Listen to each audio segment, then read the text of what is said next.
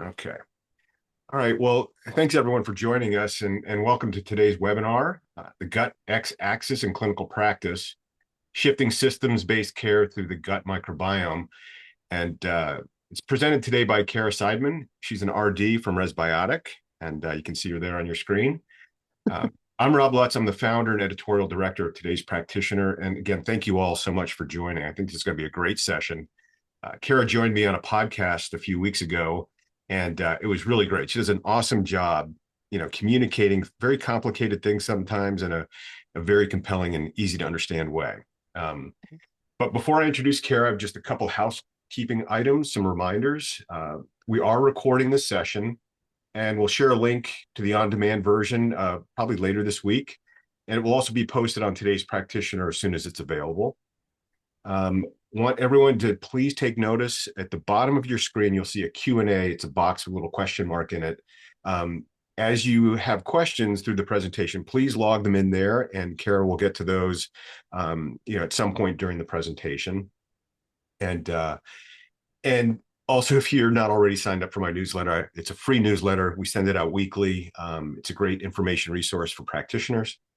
And last piece is we will follow up with an email with links to the recording, as well as other useful links, including contact if you'd like to get in touch with Kara directly. So those are my housekeeping items. Now I'd like to introduce Kara Siedman. She's an RD, as I mentioned. She's with Resbiotic.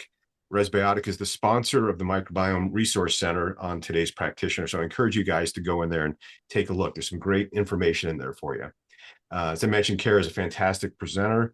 And at this point, Kara, I'd like to turn it over to you if you could just provide a little more of your background and really set the Yeah. stage for your presentation today. Thanks so much. Yeah. Thank you for having me. I'm so excited. You guys are spending hopefully your lunch or afternoon, a little bit of a break learning about the gut axis. So, as Rob said, I'm a dietitian. I've worked in various entities, but spent the last 15 years focused primarily in integrated functional nutrition. I started a nutrition practice for an allopathic GI group. You might imagine that. And was with them for almost 9 years practicing functional nutrition. It was a beautiful relationship, right? We got people scoped and then they come work with us. And I used to say that, I would work on the microbiome. And then from there, I've worked for various microbiome companies and joined Resbiotic this past year to really get our science out there. And I'm really excited to do that. I think we're doing something different and we're really excited about the rigor that goes behind our products. But really, what the purpose of our talk today is this kind of term that we've coined, the gut axis. And this highlights that constant communication that we know exists between the microbiome and the rest of the body. And we're going to talk a lot about that. But so often, in traditional medicine, we think of our system, our health in these isolated systems where your cardiovascular system, your, endocrine system, that none of these systems are talking. But we know that they're interconnected and the microbiome really sits at that foundation. And so that's what we stand for at restoration. Our mission is really focused on restoring health, for those that are obviously struggling with chronic conditions, or really for those that are proactively wanting to improve upon their health, with the microbiome as that central hub. So why should we care about the gut microbiome? I'm preaching to the choir here, but we know that our microbiome impacts our overall health because of the various postbiotics, metabolites, that are produced that we know contribute to a well-functioning intestinal barrier. This supports a low inflammatory load and ultimately creates a more resilient environment. So we are essentially more microbial than we are human, right? Most of us have heard that. I think of us as like a hollow biont or that super meta-organism. We have 150 times more unique genes than our own genome. And so we often think of the microbiome as that forgotten organ. It plays very much a central role in health as well as resilience against chronic disease. But so often we think about gut health as GI issues, right? So often I hear people say like, oh, I've got abdominal pain, bloating, bowel changes, right? Nausea, vomiting. But the reality is that we don't have to have GI distress to have a microbiome problem. And so microbial imbalances, they don't just stay in the gut. We're essentially rewiring our body's inflammatory, metabolic, and immune networks, impacting beyond the gut itself. And so if anyone's ever listened to me in a presentation, I often think of the microbiome as a foundation to our home. When we're out shopping for a home, we find the most perfect home that we've ever wanted, hopefully one that has heat that's working. um, but we wait very patiently for that inspection report to come back because if we don't, we want to find out if there's cracks in our foundation. Because if there's cracks in our foundation, then our structure is not going to be as resilient and stable. So when those winds and earthquakes come around, we're not going to be able to withstand that. And so that's truly our microbiome. And so this is what we call the gut-X axis, right? That term that's coined to explain how our microbiome communicates to systems beyond. And this is mediated through immune signaling microbial metabolites, which we'll talk a lot about, neuroendocrine messengers, and as well as systemic inflammatory cytokines. So, you know, essentially this super highway, right, that's carrying all these messengers to systems beyond. But what we have to understand and what many of us deal with when working with clients, when working with patients, is that the microbiome is under this sort of constant pressure. We call this the exposome. The exposome are those external factors that are essentially disrupting this delicate ecosystem and this delicate balance. And so these are everything from obviously chronic stress to what we're eating being one of the biggest modulators of the diet to medications, right? Think of proton pump inhibitors, antibiotics, which have been widely studied for their impact on the microbiome, life cycle stages from menopause and uh, other hormonal changes, all impacting. And so all of this is disrupting and weakening our immune system's tolerance and leaves us more susceptible to these long-term health challenges. And so when we have dysregulation along these various axes, this can ultimately set the stage for systemic low-grade chronic inflammation. And usually I'll get into a lot more of the specifics, and we're going to talk about that through these various axes. But essentially, when we have a dysbiotic microbiome or a dysfunctional gut microbiome, this is miseducating the immune system and then these other organ systems. And it's leading to dysregulation and inflammation throughout the body. So really at the root of what's driving low-grade chronic inflammation. And so one of the more recent documented examples, and so one of the axes that we're going to obviously focus on, which a lot of us don't think about the gut and lungs in the same breath, right? We don't think about how the gut is essentially impacting lung resiliency. We often focus so much on what we eat and how that's impacting the microbiome, but we take more than 20,000 breaths per day. And so the lungs are, in constant contact with the external environment. We used to think the lungs were sterile. In fact, our founder, Dr. Vivek Lal, he's one of the early lung microbiome researchers to discover that the lungs had a unique microbiome, that they're in fact not sterile. And we're finding that there's really not any sterile part of the body with the exception of maybe our mucosal lining that has not much bacteria there. But ultimately, everything we're breathing and everything we're coming into contact with is impacting the lung microbiome and further down into the gut microbiome. So the gut and lungs are deeply connected through immune and microbial signaling. And when this axis is disrupted, this can fuel chronic respiratory issues. So we're going to obviously think about how can we focus on building resiliency to the gut, but we want to think about what's that connection to lung resiliency. And this is so important because many clients, many people, right, many Americans in general are not living in areas that have good quality air. 131 million Americans have unhealthy levels of air pollution. We know that COPD is the third leading cause of death. And the chronic use of things like e-cigs and vapes. And so we know that our susceptibility to decreased lung resiliency is happening beyond just being a smoker or not. And so this is what we call the gut-lung axis. And this is via a shared immune and circulatory network. So through our lymphatic system, through our blood vessels, we're connecting gut to lungs. We're also breathing in air and we're aspirating constantly. This contributes to what's happening in the lung microbiome. But majority of this communication is happening from gut to lungs. And so specifically microbial metabolites like our short chain fatty acid production, butyrate, propionate, acetate, we'll talk a lot about this, travel through the bloodstream, right? Travel through our lymphatic system, and they start to modulate our lung immune responses and even promote mucosal repair. So your gut microbiome can absolutely shape our lung health, our resiliency to respiratory disease. This is why you can have two people, COVID really highlighted this, right? You can have one person that gets COVID and they have the sniffles, and another person who landed in the ICU, or why someone who smoked, cigarettes for a long period of time throughout their life didn't end up with uh, lung cancer. A lot of what's being looked at is what's happening in the microbiome and how the microbiome is dictating that resiliency and that crosstalk. But of course, we know, and through the literature and through what's been studied, that when there's dysbiosis and imbalance within the gut, that this essentially fuels inflammation to the lungs.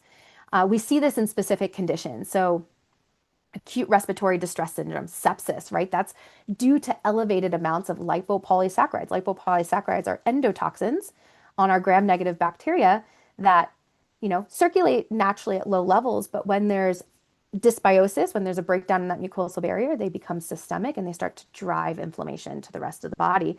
So sepsis is really high amounts of lipopolysaccharides.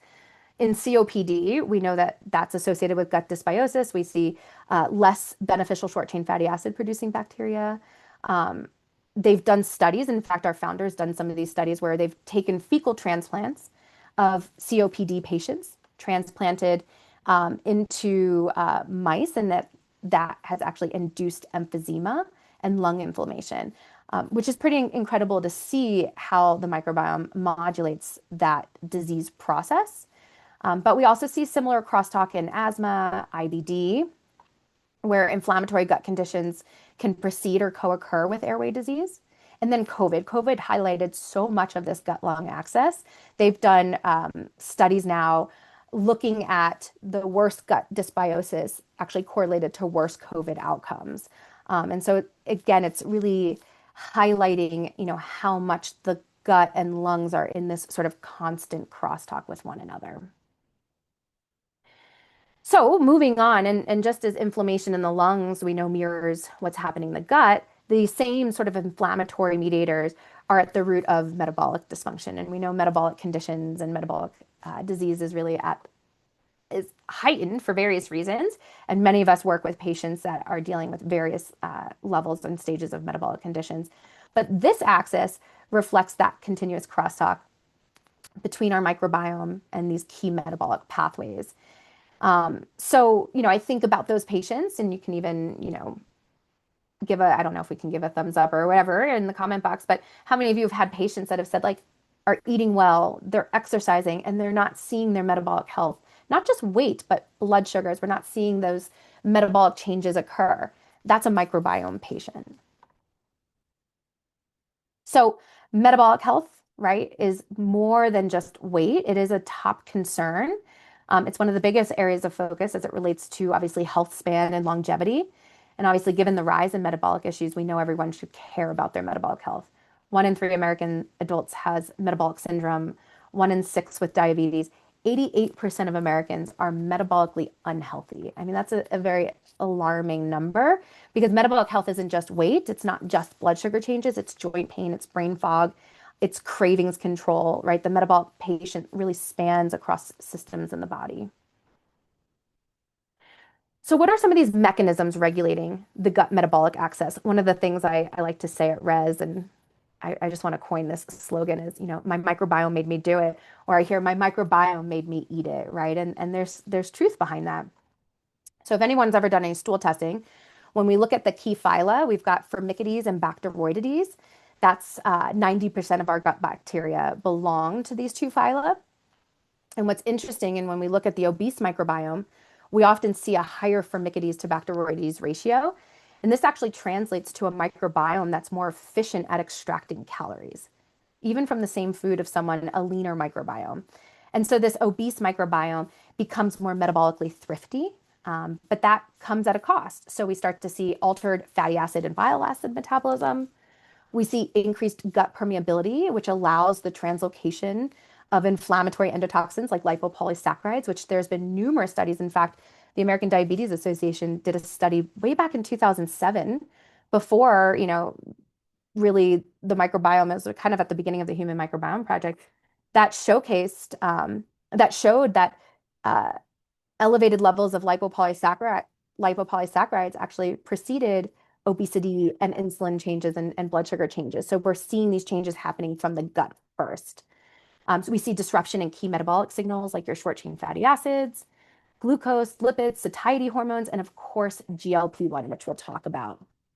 So the dysbiotic microbiome, we have reduced GLP-1 production. We know GLP-1 is produced by our intestinal L cells, but that production is influenced by our microbial signals. We see altered ghrelin, we see altered leptin. This is what's disrupting our hunger cues. So again, when that patient is doing everything right and is still struggling, we have to consider the microbiome at the root. So of course, we can't talk about metabolic health without talking about GLP-1. And we know that the rapid rise in popularity truly has brought more public attention to something that obviously we see in practice all the time, is that we're in the middle of a metabolic crisis. We know that metabolic conditions, despite advances in medications and technology, we're continuing to see it on the rise, right? And so the GLP-1 use has really put this front and center, and it's created a new level of awareness, which is really good. That's something very positive that's come out. But GLP-1, like I said, is produced by our intestinal L cells, but that production is influenced by what's happening in the microbiome and those microbial signals. And so it opens up, a very important clinical opportunity that if we can modulate the microbiome, and studies have shown this, especially in bariatric surgery, that if we can modulate the microbiome through diet, precision microbiome support, exercise, all of the behavioral, that we actually may be able to enhance both medication and weight loss interventions, but also those long-term metabolic outcomes. Moving on to another axis, one that I love talking about, which is our gut hormone or estrogen axis. I like to always follow this up from the metabolic one because we know as we go through hormonal changes like perimenopause and menopause that we are at an increased risk of metabolic conditions and metabolic concerns. And the microbiome is obviously at the center of that. And so we know that 1.3 million women are entering menopause each year. We all go through it. Your loved ones, if there's any males in the audience, this isn't something that we can avoid. It's a natural transition, but it's a transition that shouldn't come with silence, which it often does, and suffering. So the gut hormone or estrogen axis, this is a key pathway that supports how estrogen is being metabolized and excreted in the body. So it's that bidirectional influence linking the microbiome to our endocrine system and the production of, our sex hormones, estrogen and progesterone. So we know that estrogen is extremely protective in the body. Heart health, brain health, like women who go through early menopause are actually at a 20 to 40%, higher risk of dementia. Metabolic health, right? Bone health. And truly what's sitting at the center of all these systems is this gut hormone axis. Estrogen and progesterone, are very important when it comes to the structure and function of the gut microbiome, supporting microbial diversity, the abundance of beneficial gut bacteria. They help with the integrity of the gut lining, that security perimeter, or that fence, right? And so as our hormones are beginning to decline, as they're starting to change, we often see changes to the microbiome. We see reduced gut diversity, fewer short-chain fatty acid producing bacteria. We see increased intestinal permeability, essentially opening up for more inflammation and inflammatory and immune responses throughout the body. And so at the center of this is probably my favorite microbiome term, which is what's called the estrobolome. That's your estrogen microbiome. And this is the term for the collection of bacteria and bacterial genes. So bacteria that have this very specific function that help to metabolize estrogen. Their role, we call them our hormone helpers. They have an enzyme that's called beta-glucuronidase. Many of us are familiar with this. And this enzyme has the ability to reactivate estrogens that have been marked for excretion, that have been marked, to phase 3 detoxification. And the estrobolome basically regulates how much of those estrogens get put back into circulation and how much get excreted. And this is a well-oiled machine, right? This is our body's, sort of natural response to hormone balance. So as many of us know, right, we produce our estrogen, goes to the liver and gets deconjugated. And so then it gets excreted into travels through bile to our intestines, phase three, which is why pooping is so important, right? So if you think about the perimenopausal woman who's struggling with going to the bathroom because estrogen and progesterone support motility, that we start getting backed up. But essentially, this specialized group of bacteria can untie that bow and put those estrogens back into circulation. And this is an important process because when we're going through perimenopause, and I really love this chart here because this like sort of roller coaster hormone, it just like very much describes what's going on in our brain and body. But as we go through perimenopause and we have those fluctuating and declining levels of estrogen and progesterone, this directly impacts the gut. This impacts obviously the diversity, how much of those key beneficial signals, those short chain fatty acids that are producing. We get a loss of that estrobolome activity, so a loss of the function of the estrobolome, how much estrogen is getting put back into circulation, how much estrogen is getting excreted, and this opens up, obviously opportunity for worse symptoms, increased permeability, more inflammation. So perimenopause becomes a highly inflammatory state where we see reduced microbiota diversity, disrupted estrogen metabolism, and this will fuel further hormone balance. But more importantly, it just exacerbates our symptoms in a period of time where we're already very symptomatic. So the estrobolome becomes this very delicate seesaw. That's why I call it a well-oiled machine. When it's in balance, estrogen's recycled appropriately, not too much, not too little. And this essentially helps to maintain systemic estrogen levels.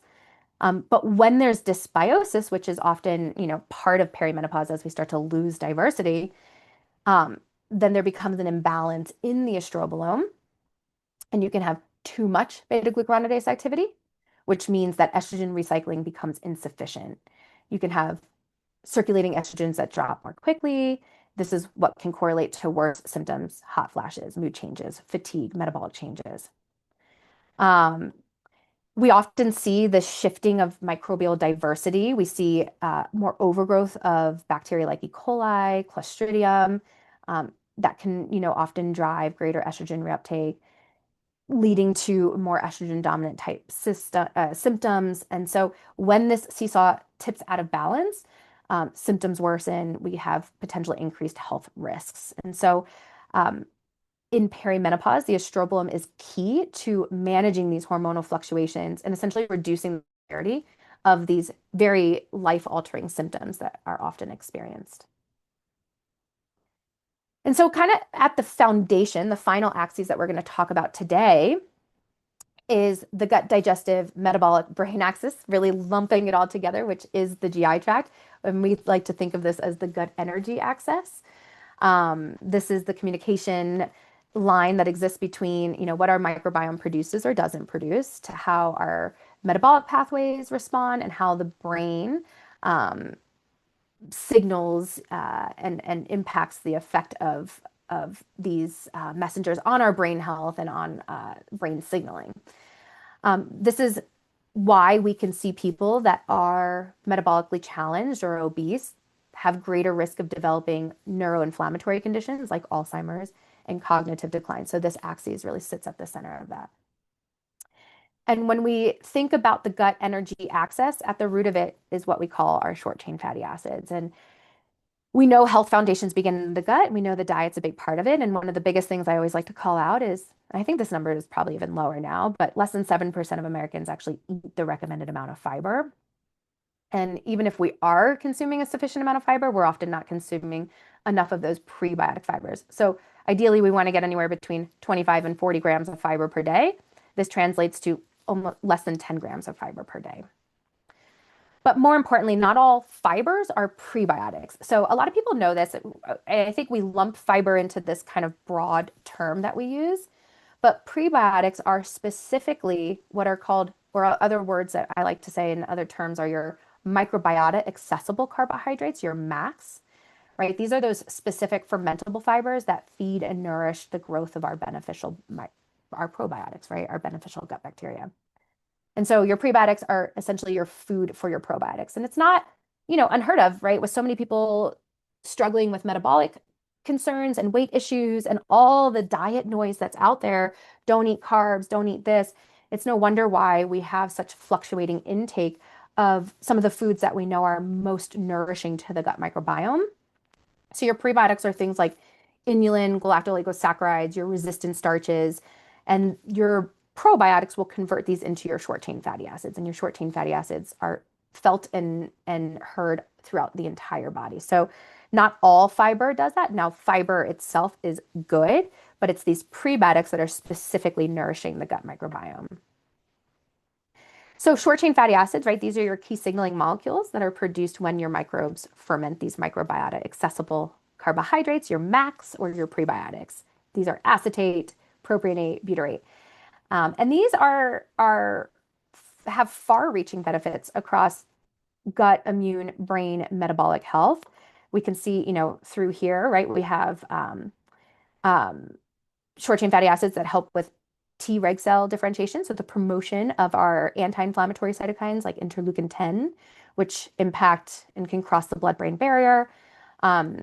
Your short chain fatty acids and butyrate in particular bind to what's called G protein coupled receptors that promote the production of GLP-1 and have obviously the support on producing peptide YY and 5-HT. So all these neuroendocrine hormones that are related to our metabolic health and motility. They promote tight junction repair. They cross the blood-brain barrier to reduce neuroinflammation. And so these have far-reaching impact. And without sufficient fiber or prebiotic intake, our gut bacteria essentially lose that primary energy source, right? This is the primary energy substrate for our colonocytes. We lose that energy source. We shift metabolism from carbohydrate fermentation, so from fiber fermentation, to protein fermentation, which in a dysbiotic microbiome can actually produce metabolites that can be more harmful. Your p-cressyl, your polyamines, your ammonia that actually can drive worse inflammation and more chronic conditions. And so that's really, kind of looking at all these various axes, that's really what anchors us at Resbiotic is this gut-X axis. So how can we start to build solutions around this idea that's targeting these specific axes? So I always go through this because I do get this question often, and what's the difference between prebiotics, probiotics, and postbiotics, which is what I get very excited to talk about. Our prebiotics we just talked about, right? That's the fertilizer for growth. That's your food. They're not live bacteria. They're coming from inulin, galactolipoglycosaccharides, right? Your onions and your garlic. Think of those FODMAPs, right? Your probiotics are your live bacteria that, when taken in adequate amounts, confer health benefits onto the host, onto us. Various types of probiotics out there. And then postbiotics. This is a really exciting area of microbiome research now. Postbiotics we used to think of them just as the beneficial compounds that our beneficial bacteria produce, like butyrate. But the terms actually changed more recently through ISAP, through lots of advanced microbiome studies and research now, that postbiotics are also non-viable microbes that retain very targeted benefits. So they're purposefully heat treated or heat inactivated probiotics. I call them ghost biotics, right? Think of a ghost. They haven't quite crossed over to the other side. We can't see them here, but they're exerting their impact still, right? So they are still viable in that they're delivering very precise health benefits, but they're stable. So it doesn't matter what's happening throughout the gastric journey, what's happening in the environment, because they're essentially dead. So this becomes a really exciting area in probiotic manufacturing, in the question of whether or not, are they actually getting to where they're supposed to? It doesn't matter what's happening inside, and we'll talk a lot more about them. But one thing I also like to go over is when it comes to probiotics, we want to know the name of the strain. Every probiotic and postbiotic is going to have a unique three-part name that includes the genus, the genus, the species, and the strain. I give the analogy of, like, think of canine, right? Dogs. They come from the same species of canine, but then the strain, your Yorkshire Terrier, your West Highland Terrier, your Pit Bull, right? They're very different in how they look, how they function, their size, their shape, their bark, all of that's different. And it's the same thing with our bacteria. So one Lactoplankton plantarum strain, ours is the RSV11 that we have. This is our own strain. You can't extrapolate the research that's been done on that strain to a different L. plantarum strain. This is really important because when you look at quality of probiotics, if we're just listing genus and species like Lactobacillus acidophilus, but we're not listing out the strain, then oftentimes they're changing out the strain, and you can't say that one Lactobacillus acidophilus functions the same way as the other. Just like you can't say a Yorkshire Terrier looks and functions the same way as a West Highland Terrier. And so at Resbiotic, we're focused on strain specificity.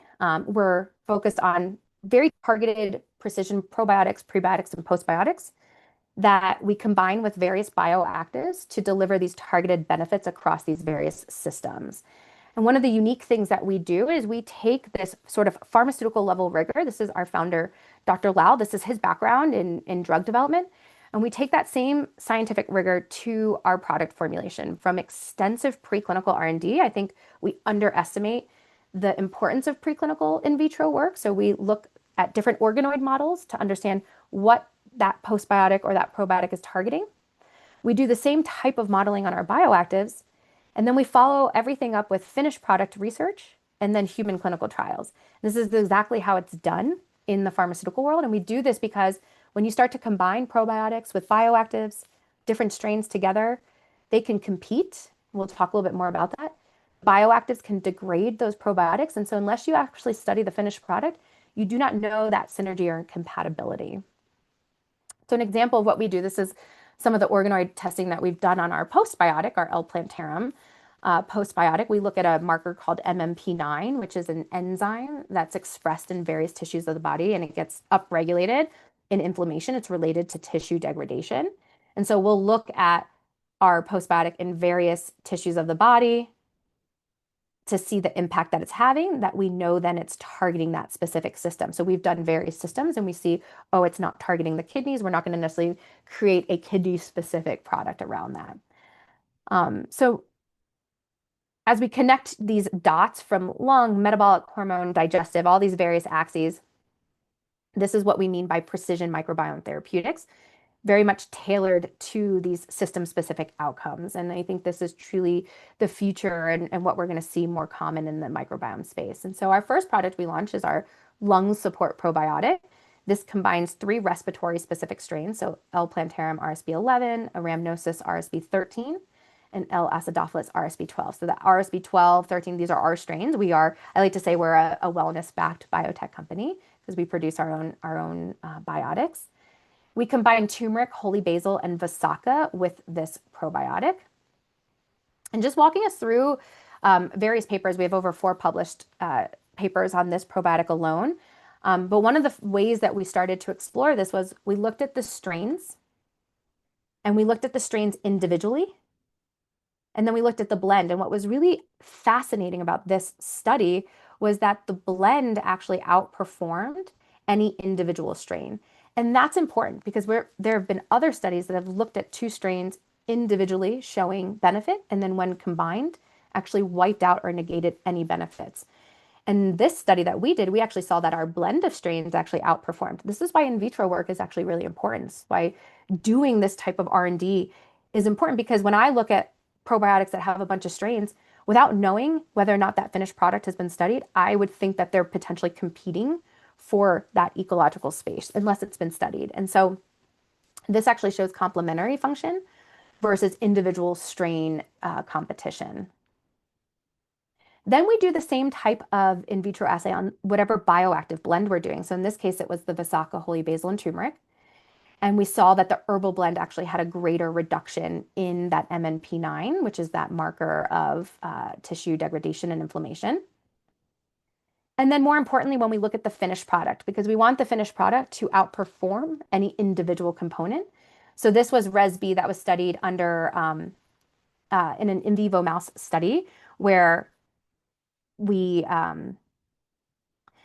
took lipopolysaccharide, so LPS, which we know is highly inflammatory, and we then combined it with with the lung support probiotic, and we saw that Resb actually helps preserve that lung architecture under this type of inflammatory stress. So it was really cool to see. We also looked at various inflammatory markers from CRP, both BAL, bronchoalveolar lavage, which is a medical procedure that collects, cells and fluid, This is, obviously very invasive, so done only in clinical study. We looked at serum CRP and saw significant reductions in both. And then we followed this up with an open arm study that we looked at with asthma patients. This was a 4-week study. This was our first, our human clinical trial that we did with ResB. One of the things that we looked at was FEV, so forced expiratory volume. This is important. This is your lung function test, right? And so we saw significantly increased FEV levels in asthmatics. So a higher than average FEV indicates a stronger lung function.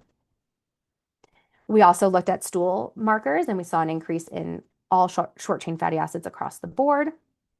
And of course, quality of life, because perceived benefits is often more important at times than clinical, because we know we want people to feel better. And we saw a pretty significant improvement in just 4 weeks. Again, this was a very short study. From there, we just recently published our double-blind RCT, which was done in COPD patients with ResB. This was just published a couple weeks ago. And we looked at serum CRP levels. We looked at sputum as well, MMP9 and CRP. And we saw improvements in both. We also saw that the lactobacilli strains showed up. This was after a 4-week washout, which is important because it shows that we didn't have just strain survival, but there was actual modulation of the microbiome, which is important because people with asthma, people with COPD have dysbiotic gut microbiomes where they are essentially have more pathogenic bacteria, more lipopolysaccharide producing bacteria. And so it's important to see that we actually had modulation. So how is it working? So if you can, reduce MMP9 again, which is a very common biomarker used in lung health, the herbs, the probiotic strains together are decreasing neutrophilic inflammation. And so we're downregulating inflammation, quenching those free radicals. We're promoting bronchodilation, mucus clearance, improving short chain fatty acid production, and promoting greater lung resiliency. So from there, we created our prebiotic. This is a prebiotic that combines a resistant potato starch, our ResG Prebeat Energy Prebiotic. We combine it with beetroot extract and methylated B12. This resistant potato starch, as I mentioned before, or I don't know if I mentioned it before, but I'm going to mention it now, is a digestively friendly prebiotic. So remember I mentioned before that a lot of your prebiotics, your FODMAPs, they create a lot of digestive distress for people. Oftentimes because we're lacking those primary degraders, we're lacking the bacteria that need to break down those fibers. A lot of people will do stool testing and see, oh, you don't have ruminococcus, you don't have bifidobacteria, you don't have Akkermansia. They are there because they're part of a natural human microbiome. They're just on life support. So if we're not feeding it what these bacteria prefer, it's hard to bring them back. A lot of people think about taking probiotics, but we don't know yet why certain probiotics will seed a microbiome versus why it doesn't. So generally when we're taking probiotics, it's to get the targeted benefits. What's really going to shift the terrain and start to improve the microbial landscape as a whole are your prebiotics. And so this resistant potato starch is a FODMAP friendly prebiotic that's exclusively feeding bacteria like Akkermansia and bifidobacteria. And you can see here some of the studies that looked specifically at the prebiotic in improving that microbial diversity. We add beetroot powder and methylated B12 again to enhance other key aspects of what prebiotics do, from energy to metabolic health, to obviously endothelial cardiovascular support. We know B12 gives that energy, right?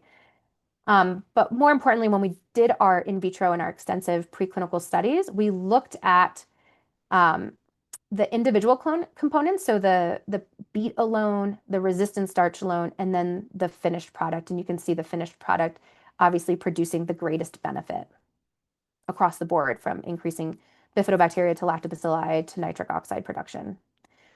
Because we know prebiotics play such a key role in metabolic health, we also looked at GLP-1 and we saw a pretty significant increase in natural GLP-1 production. So again, aiding in the microbial signals that support that endogenous production. So from there, we innovated and we started developing our postbiotics. And so we recently launched our GLP-1 postbiotic that combines our L-plantarum postbiotic with vitamin D3, methylated B12, white mulberry, fenugreek, chromium picolinate. Again, those bioactives to enhance what the postbiotic is doing. So again, we looked at the postbiotic and GLP-1, and that had a significant increase. We also looked at the postbiotic and improving MMP9, which again shows tissue degradation, inflammation specifically in the gut.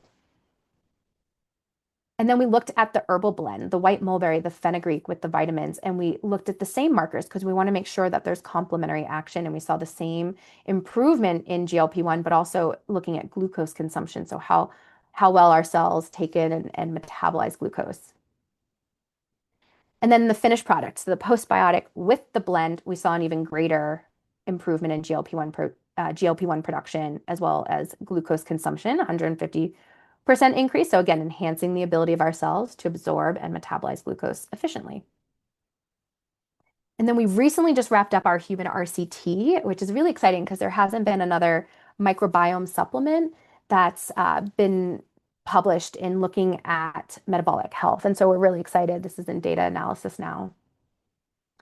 And then finally, and I'm almost done, we just launched a couple of weeks ago our perimenopause support postbiotic. So again, another postbiotic, our L-plantarum, that we combined with chasteberry, black cohosh, L-theanine, magnesium glycinate, vitamin D3, B6, methylated B12.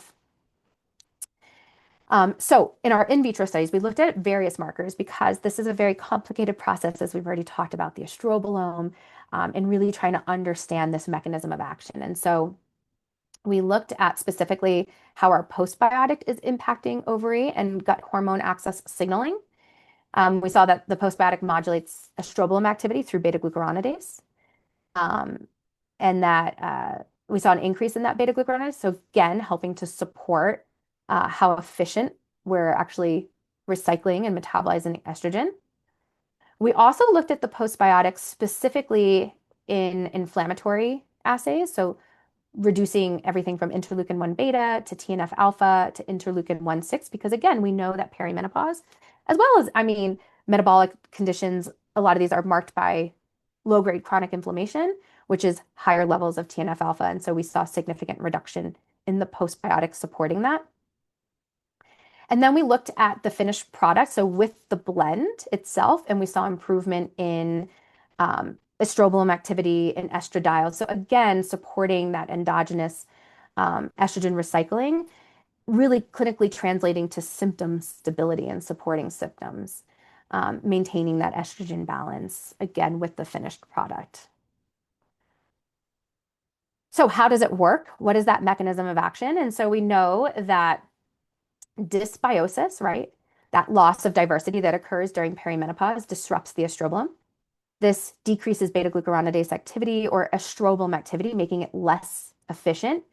So normally this enzyme will adjust dynamically, as we already talked about, increases when estrogen's low, decreases when estrogen's too high. But when you have estrogen imbalance, right, without that proper beta-glucuronidase regulation, estrogen levels will either swing too high or swing too low.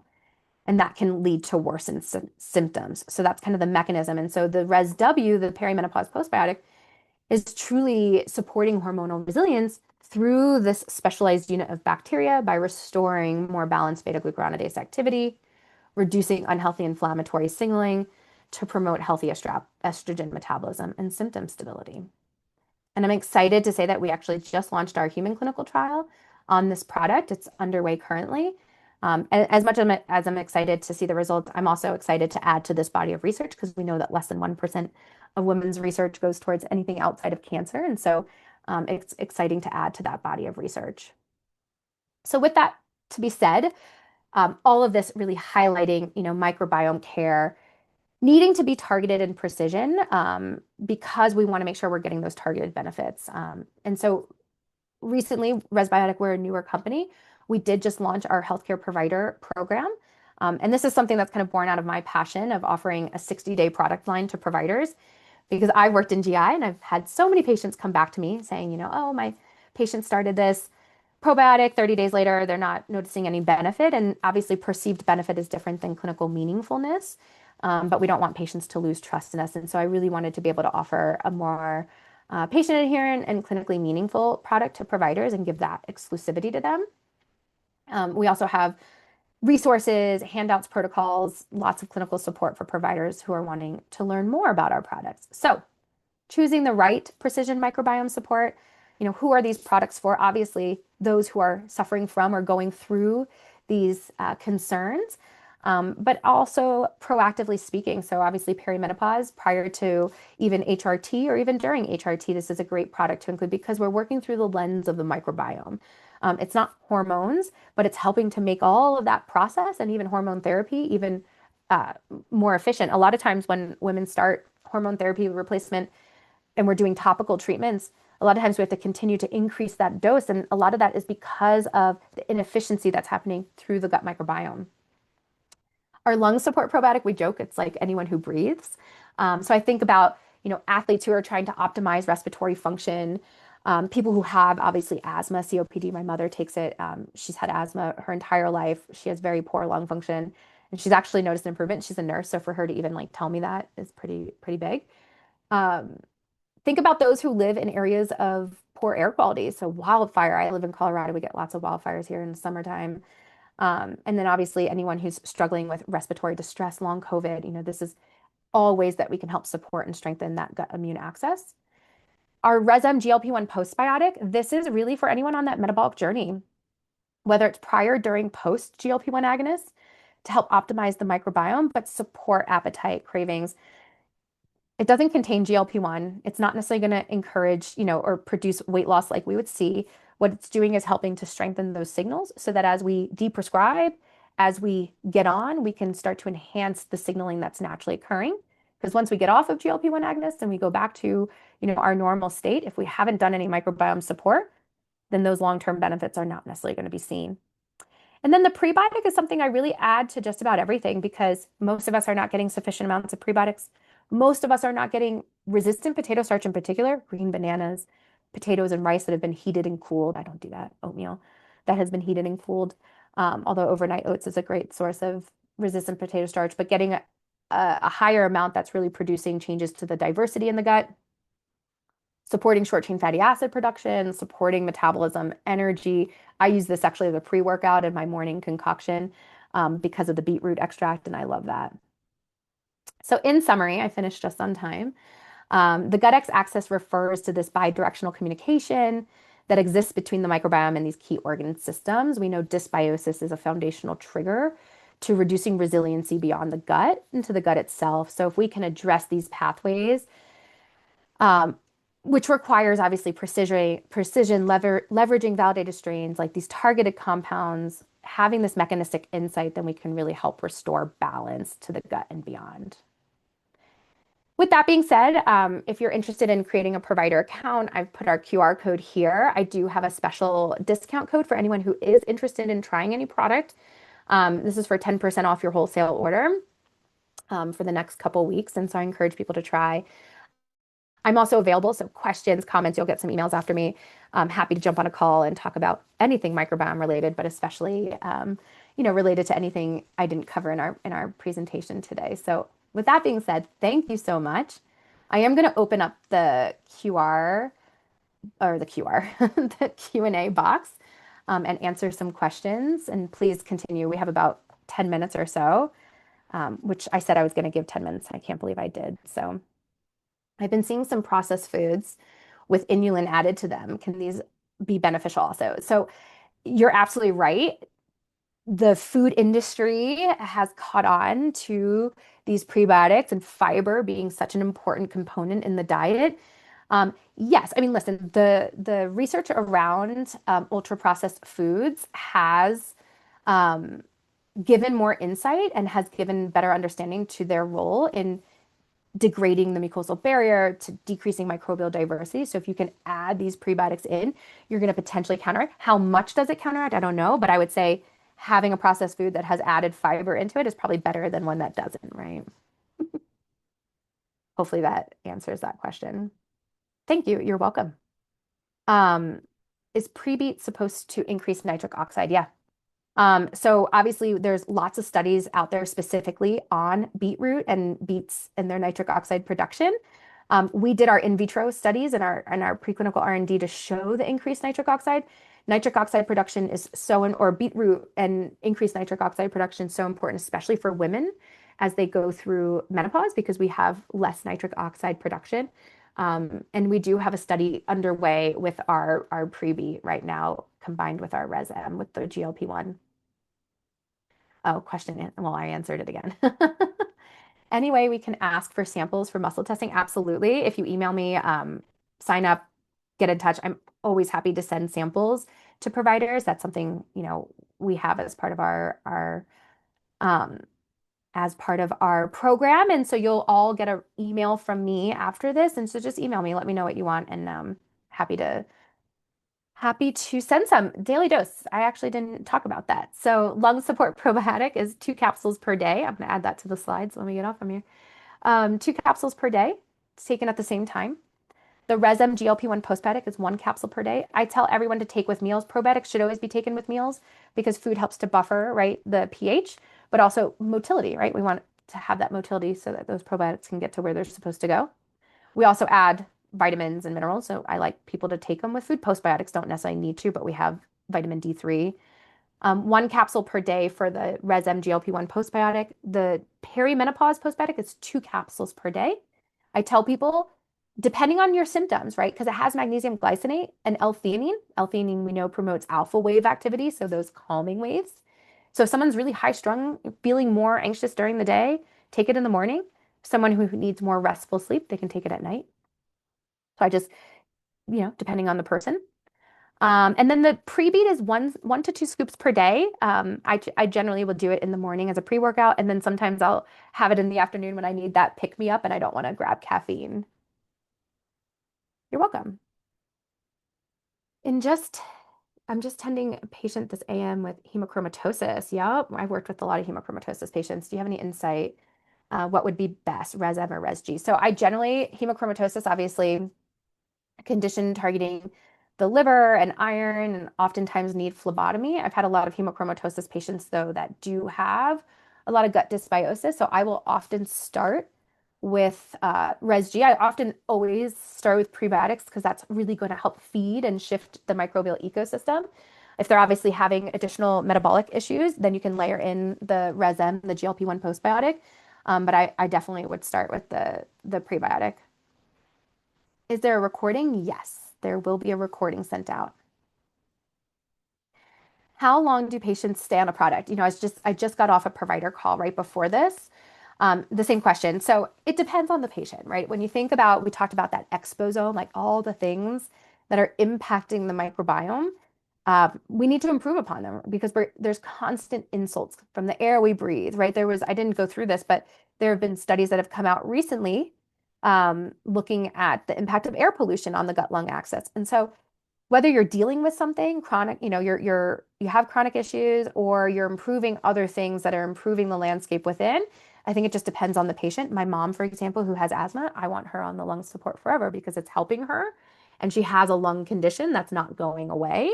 So I think you just have to take it on a patient by patient basis. I tend to have most patients on some sort of prebiotic, almost as an insurance policy because of the diet.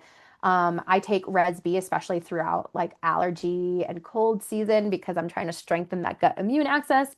I have a 3-year-old who has a lot of germs, and so I tend to take that and maybe take a break with it, in the summer when my allergies aren't as bad, or in the spring. I'm a fall allergy girl. And so it just depends.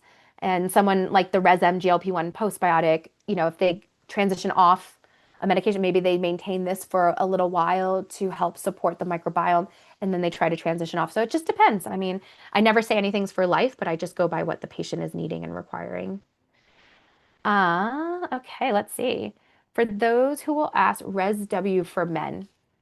So obviously we haven't looked at it in men, and we've primarily looked at the impact on beta glucuronidase. But when you do stool testing, we can see men that have high estrobolome, and so something to think about. I mean, obviously there's black cohosh and chaseberry, but all of that's working on beta glucuronidase. So I would think if you have a male who is more estrogen dominant, with which we can see that this would actually help regulate that process because we're working through the lens of the microbiome. So really, really good question. There's nothing contraindicated in men, but I would think about the male who's more estrogen dominant, who maybe has more estrobolome activity. Again, when you look at stool testing, beta glucuronidase, estrobolome, bacteria, that this can actually help, again, create a more efficient and optimize that estrobolome activity? Really good question. Do you have a lecture series? I do a lot of presentations. And so if you create an account, you'll get onto our email list. We've got lots coming up actually. Ones that I'm going into more axes specifically.